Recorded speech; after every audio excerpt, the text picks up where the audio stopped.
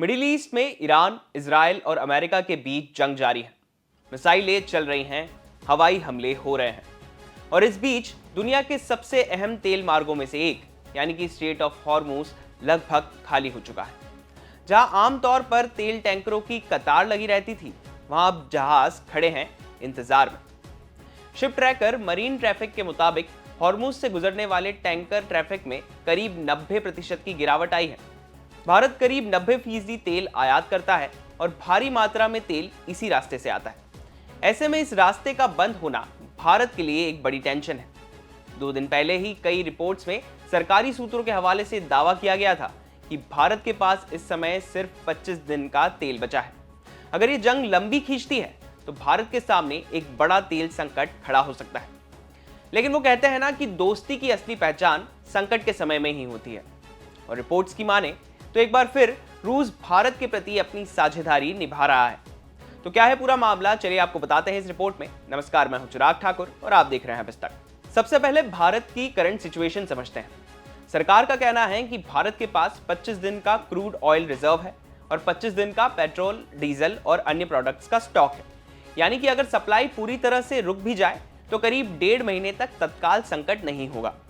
यहाँ एक बात और है कि भारत रोज लगभग 5.6 मिलियन बैरल तेल रिफाइन करता है। ऐसे में अगर शिपिंग रूट लंबे समय तक बंद रहते हैं तो स्टॉक तेजी से कम भी हो सकता है। लेकिन यहीं पर अब रूस की एंट्री की बात हो रही है। रॉयटर्स की रिपोर्ट के मुताबिक करीब 95 लाख बैरल रूसी कच्चा तेल अभी भारतीय जल क्षेत्र के पास जहाजों पर मौजूद है। जरूरत पड़ने पर यह खेप कुछ ही हफ्तों में भारत पहुंचाई जा सकती है। इतना ही नहीं, अगर मिडिल ईस्ट से सप्लाई में लंबी रुकावट आती है तो रूस भारत की कच्चे तेल की जरूरत का 40% तक हिस्सा पूरा करने के लिए तैयार है। यानी रूस संभावित गैप भरने को तैयार दिख रहा है। ध्यान देने वाली बात यह है कि यह वही रूस है जिससे तेल खरीदने पर अमेरिका बार बार आपत्ति जताता रहा।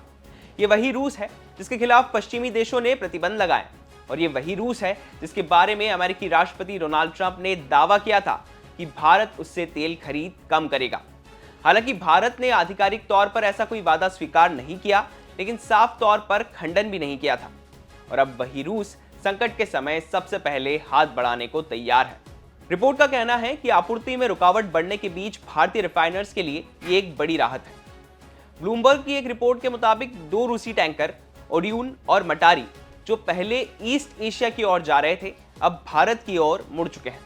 केपलर और वोटेक्सा के शिप ट्रैकिंग डेटा के अनुसार इन दोनों में करीब 1.4 मिलियन बैरल यूरल्स क्रूड है।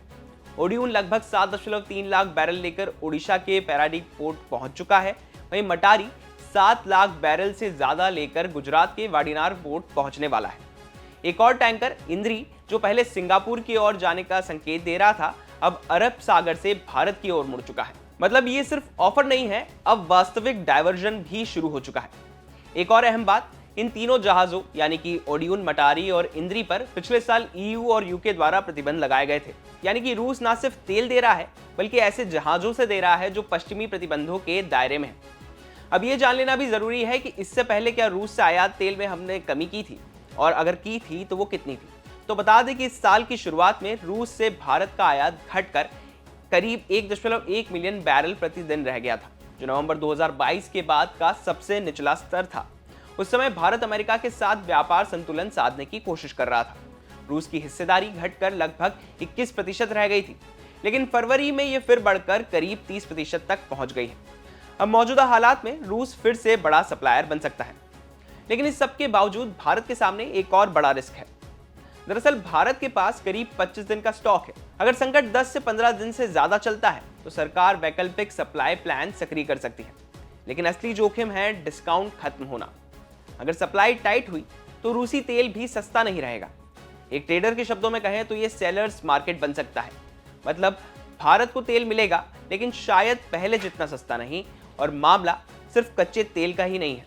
कतर जो भारत का बड़ा गैस सप्लायर है, वहां भी उत्पादन प्रभावित हुआ है। रिपोर्ट्स कहती हैं कि कुछ भारतीय कंपनियों ने औद्योगिक ग्राहकों को गैस सप्लाई घटानी शुरू कर दी है। रूस एलएनजी भी सप्लाई करने को तैयार है।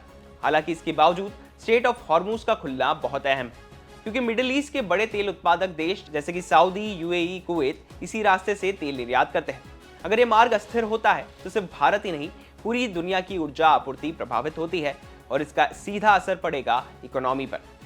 फिलहाल तो सरकार ये कह रही है कि स्थिति नियंत्रण में है, देश के पास पर्याप्त स्टॉक है, लेकिन अगर अंतर्राष्ट्रीय कीमतें लगातार बढ़ती हैं तो आने वाले समय में तेल मार्केटिंग कंपनियों पर दबाव बढ़ सकता है और उसका असर पेट्रोल और डीजल या फिर एलपीजी की कीमतों में भी दिख सकता है।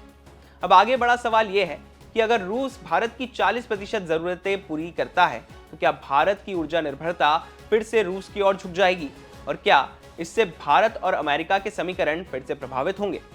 भारत की नीति साफ रही है, डाइवर्सिफिकेशन, लेकिन संकट के समय डाइवर्सिफिकेशन की जगह सुरक्षा प्राथमिकता बन जाती है। अब आगे ये देखने वाली बात रहेगी कि अगर ये जंग भारत के लिए संकट पैदा करेगी तो भारत किस ओर झुकता है, पुराने साथीदार रूस की तरफ या अमेरिका जिसकी वजह से ये जंग शुरू हुई उसकी तरफ। आपको क्या लगता है हमें कमेंट करके कमेंट सेक्शन में जरूर बताएं और बिजनेस से जुड़ी बाकी तमाम खबरों के लिए आप देखते रहिए विस्तार।